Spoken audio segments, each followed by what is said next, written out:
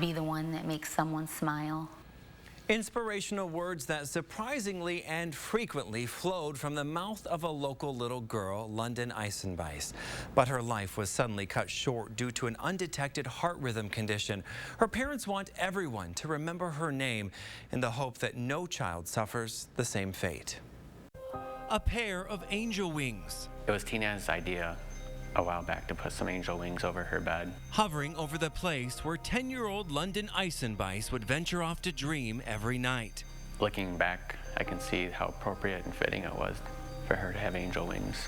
Fitting for two parents, Jerry and Tina, still trying to find answers to why their daughter is no longer with them. It doesn't seem real.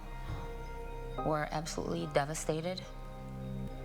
Their dreadful nightmare began with a trip to the Frankenmuth water park last month for what was supposed to be a fun day. She gave her dad 2 thumbs up. She was so excited to go down the slide. She waited 2 years to go down the slide to be big enough. And comes out the bottom, code blue. A seemingly healthy young girl in cardiac arrest, rushed to the hospital, put on life support, not knowing whether she would survive. Thinking that your child is going to make it and then not make it, and going back and forth between those 2 things. After a week of fighting, the little girl who loved kittens and the color blue didn't make it. Doctors learned that this seemingly healthy 10-year-old had an undetected heart rhythm condition called long QT syndrome. There really were no signs.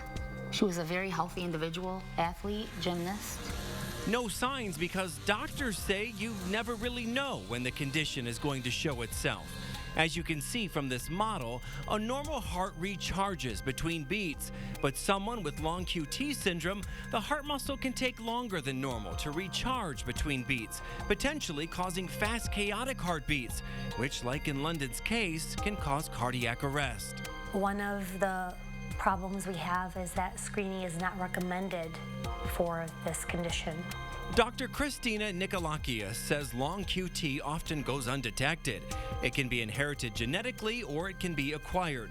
People who may be at a higher risk are children and young people with unexplained fainting, seizures, or a history of cardiac arrest. But still, medical guidelines don't recommend giving a child an EKG, not without other symptoms. They would ask the patient, is your heart racing? Do you feel like it's fluttering or do anything funny?